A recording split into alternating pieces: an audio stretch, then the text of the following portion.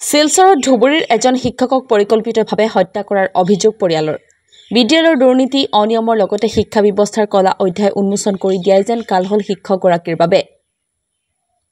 শিলচৰ বৰখোলা অঞ্চলৰ 937 নম্বৰ উজান নগৰ LP স্কুলৰ প্ৰধান শিক্ষক অৰিন্দম কুণ্ডুৰ ৰহস্যজনকভাৱে মৃত্যুৰ আজি 20টা দিন।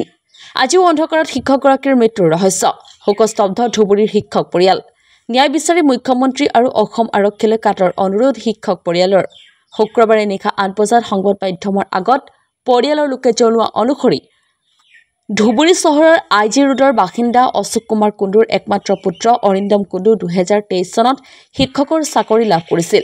কিছুদিন পূৰ্বে অৰিন্দম কুণ্ডুৱে 937 নম্বৰ উজান নগৰ LP স্কুলৰ প্ৰধান শিক্ষক হিচাপে নিয়োজিত হৈ আছিল শিক্ষকজনৰ।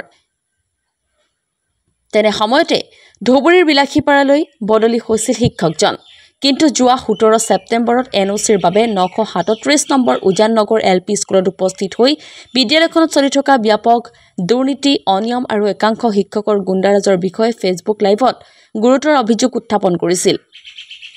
তাৰ পিছদিনাই শিলচৰৰ তাৰাপুৰ ৰেল লাইনৰ কাষত ৰহস্যজনক অৱস্থাত উদ্ধাৰ হৈছিল শিক্ষক অৰিন্দম কুণ্ডু নামৰ শিক্ষকজনৰ মৃতদেহ। শিক্ষকজনৰ পৰিকল্পিতভাৱে হত্যা কৰাৰ অভিযোগ পৰিয়ালৰ। ইতিমধ্যে ঘটনা সন্দৰ্ভত বদৰপুৰ ৰেলৱে আৰক্ষী এখন এজাহাৰ দাখিল কৰিছে যদিও আজিলৈকে কোনো তথ্য লাভ কৰা নাই ৰেলৱে আৰক্ষীয়ে। ইপিনে পৰিয়ালৰ অভিযোগ অৰিন্দম কুণ্ডুক বিদ্যালয়খনৰে শিক্ষক CRCC আৰু খণ্ড উন্নয়ন বিষয়াৰ পৰা আৰম্ভ কৰি বৃহৎ চক্ৰই মিলি পৰিকল্পিতভাৱে হত্যা কৰিছে। এতিয়া সমগ্ৰ ঘটনাৰ তদন্ত কৰি শিক্ষক অৰিন্দম কুণ্ডুৰ লগতে শিক্ষক পৰিয়ালক ন্যায় দিবলৈ মুখ্যমন্ত্ৰীলৈ কাটৰ আহ্বান ভুক্তভোগী শিক্ষক পৰিয়ালৰ। মোৰ একমাত্ৰ ল'ৰা অৰিন্দম কুণ্ডু সি 2 বছৰ আগতে স্কুলত চাকৰি পাইছিল আৰু আগত আছিল হাইলাকান্দি ডিষ্ট্ৰিক্ট ভালধাৰা স্কুলত। তাৰ পৰা ট্ৰান্সফাৰ হৈ গৈ তাত নিযুক্তি জইন কৰিছে। এই তাত 5-6-7 মাস আগতে 6-7 বা কোন জিলাত কোন স্কুল 937 নম্বৰ উজান নগৰ LP স্কুল তাত এছিষ্টেণ্ট হিচাপে পদত জইন কৰিছিল। সি আছিল তাত আকৌ ছিনিয়ৰ মাষ্টাৰ আছিল কিন্তু সি হৈছে জুনিয়ৰ। কিন্তু এই জুনিয়ৰ মাষ্টাৰক বাধ্য কৰে ছিনিয়ৰবিলাকক হেডমাষ্টাৰ পদ নিদি তাক বাধ্য কৰি তাক হেডমাষ্টাৰৰ পদ দিছিল। তাৰপিছত কি হ'ল? তাৰপিছত সি এই অলপ দিন আগতে বিদেশীৰ পৰা ট্ৰান্সফাৰ হৈছিল কিন্তু তাত NOC তাৰ স্কুলৰ পৰা যিটো আনিব লাগে NOC বা তাৰপৰা ৰিলিজ অৰ্ডাৰ কিন্তু সিহঁতে নিদি তাক বাধ্যতা কৰি তাক হত্যা কৰিছে। আৰু কি হোৱাৰ কাৰণে যে হত্যা কৰিলে আৰু কি কাৰণে যে তাক ৰিলিজ অৰ্ডাৰ নিদি এনেকুৱা মানসিকভাৱে অত্যাচাৰ কৰি হত্যা কৰিলে তাক আমি কি বিচাৰে? তাক আমি স্কুল মেনেজমেণ্ট ওপৰত কমিটি আছে আৰু তাৰ যে অফিচাৰ আছে CRC আছে তাৰ উপৰে আমাৰ সন্দেহ আছে। এতিয়ালৈকে কোনো তাত আমাৰ কেছ দিয়া হৈছিল কিন্তু আজিলৈকে কোনো ইনভেষ্টিগেশ্যন কৰা হোৱা নাই আৰু কাকো আটক কৰা নাই। এতিয়া আমি ন্যায্য বিচাৰোঁ আৰু যিবিলাক তাক হত্যা কৰিছে তাক আমি CIDৰ তদন্ত চাওঁ আৰু দুৰ্নীতিৰ কাৰণে তাক বাধ্য কৰিছে এইবিলাক কৰাৰ কাৰণে। দুৰ্নীতিৰ কাৰণে মাত মাতিছিল।